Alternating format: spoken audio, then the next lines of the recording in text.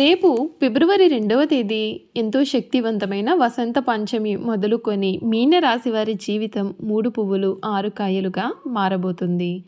మీ జీవితంలో ఇద్దరు శత్రువుల నుండి మీకు పూర్తి విముక్తి కలగబోతూ ఉంది. రేపు ఫిబ్రవరి 2వ తేదీ వసంత పంచమి మొదలుకొని మీన రాశి వారి జీవితం ఏ విధంగా మారబోతోంది, మీ జీవితంలో ఇద్దరు శత్రువుల నుండి ఏ విధమైన విముక్తి మీకు లభించబోతోంది, వీరి విద్య, ఉద్యోగ, వ్యాపార, వైవాహిక జీవితాల్లో వీరికి ఏ విధంగా ఉండబోతూ ఉంది అన్నీ కూడా మనం ఇప్పుడైతే క్లియర్గా ఈ వీడియో ద్వారా తెలుసుకుందాం. శివశక్తి జ్యోతిష్యాలయం.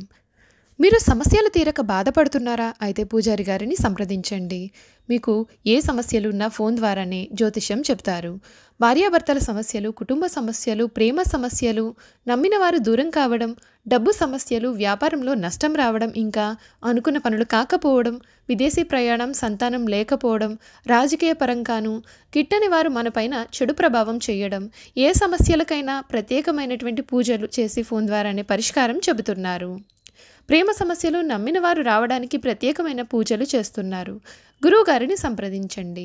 గురువుగారి ఫోన్ నంబర్ 8185066725. నమ్మకంతో గురువుగారికి కాల్ చేయండి. మీకు ఎటువంటి సమస్యలున్నా చిటికలో పరిష్కారం చూపిస్తున్నారు.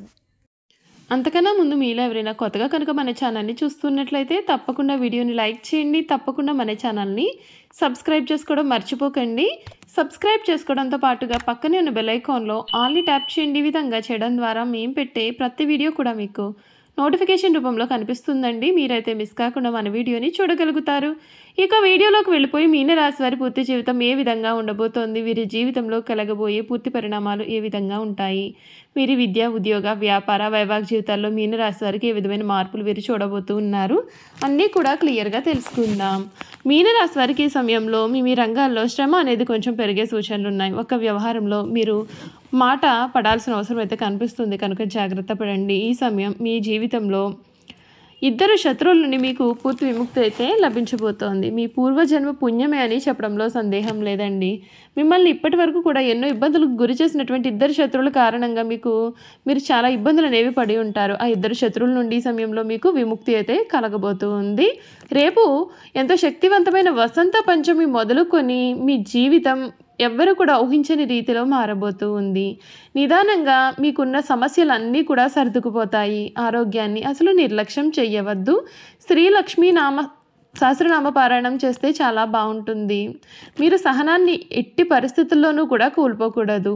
మంచి విజయాన్ని అందుకుంటారు. మనోబలంతో చేసే పనులన్నీ కూడా విజయాన్ని అందిస్తాయి. ఒక ముఖ్యమైన వ్యవహారంలో ఆశించిన ఫలితం నెరవేరుతుంది. కొన్ని కీలకమైన సమయాలలో ఓర్పు కూడా చాలా అవసరం. ఆర్థికంగా ఎదుగుతారు. బుద్ధి బలం బాగా పనిచేస్తుంది. మీలోని సత్యనిష్ట మిమ్మల్ని ఉన్నతుల్ని చేస్తుంది. కాలమే కొన్ని సమస్యలకు పరిష్కారం చూపుతుంది. ఖర్చులను నియంత్రించండి. ఇష్టదైవ ధ్యానం కారణంగా మీకు అన్ని విధాలుగా కూడా శుభ ఫలితాలు అయితే కలుగుతాయని కూడా చెప్పడంలో సందేహం అసలు కనిపించడం లేదండి. ఈ మీనరాశి వారికి ఈ సమయంలో వీరి జీవితంలో చాలా అద్భుతమైన మార్పులు అయితే మీరు చూడబోతూ ఉన్నారు. మీరు పట్టినల్లా కూడా బంగారం వల్లే మీ జీవితం మారబోతుంది. మీ జీవితంలో ఊహించని మార్పులు అయితే మీరు చూడబోతూ ఉన్నారు. అన్ని విధాలుగా కూడా చక్కటి అనుకూల వాతావరణం కనిపిస్తుంది. మీకు ఈ సమయం ముఖ్యంగా మీనరాశి వారికి రాహువు నుండి పూర్తి విముక్తి అయితే కలగబోతోంది కనుక మీరు జీవితంలో తిరిగనేదే ఉండదు.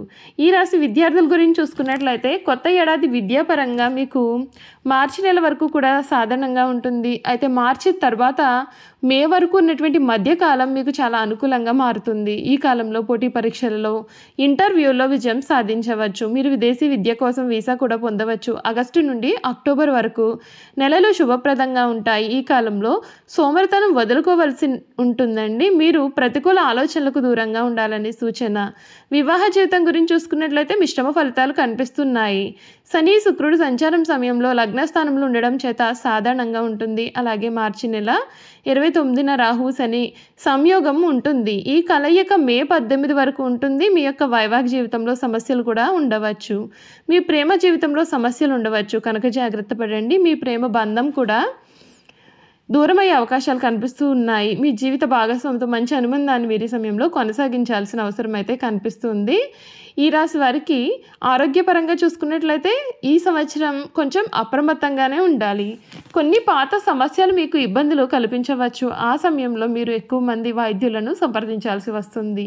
మీరు ప్రమాదాన్ని నివారించడం, జాగ్రత్తగా డ్రైవ్ చేయడం కూడా చాలా ముఖ్యమండి. లేదంటే మీరు గాయపడవచ్చు. మే నెల తర్వాత మీకు తలకు సంబంధించిన సమస్యలను కూడా ఎదుర్కొనవచ్చు. యోగా చేయడం వలన ఇది ఆరోగ్యం పైన సానుకూల ప్రభావం చూపుతుంది.